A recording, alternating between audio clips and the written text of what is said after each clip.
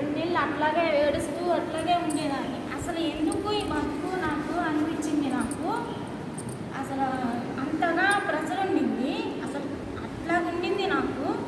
కానీ కొంతమంది యోగా చేసుకుంటే తగ్గుతుంది, ట్యాబ్లెట్స్ వల్ల తగ్గదు, నీకు కొంచెం యోగాకి వెళ్ళు అని చెప్పి కొంతమంది చెప్పారు. అట్లా నేను చలాకాలం గురువు దగ్గరికి వెళ్ళాను.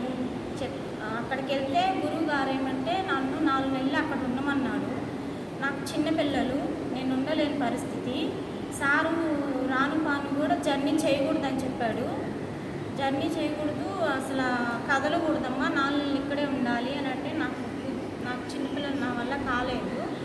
సార్ చెప్పాడు, దావరముడుగులో గొల్ల జనార్దన్ ఉన్నాడు, అక్కడ మీకు తెలుసా అన్నాడు. నాకు తెలీదు, సార్ ఎవరో కూడా నాకు తెలీదు.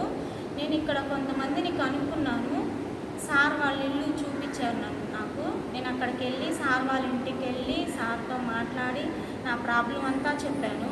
సార్ అంటే సరే అమ్మా యోగాకి రా అన్నాడు. వచ్చి నేను చెప్పినట్టు చెయ్యి, ఫుడ్ విషయంలో కూడా పాటించమన్నాడు. నేను క్లాస్కి వచ్చాను.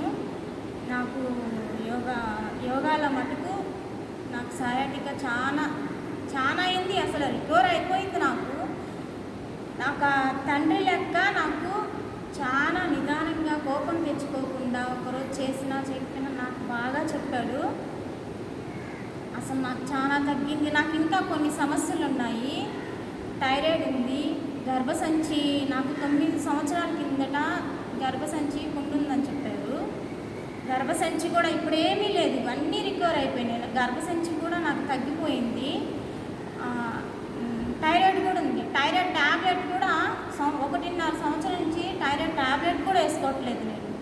ఏం లేదు, సార్ చెప్పినట్టు పాటిస్తాను.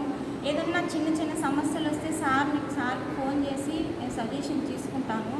సార్ చెప్పినట్టు పాటిస్తాను. నాకు ఈ యోగా దయ వల్ల నేను ఆరోగ్యంగా ఉన్నాను. ఇప్పుడు నా పనులు నేను చేసుకోగలుగుతున్నాను. నా ఇంట్లో నేను నా బిడ్డలకి, నా భర్తకి, నేను అందరికీ నా పనులన్నీ చేసుకొని నేను బాగా హ్యాపీగా ఉన్నాను.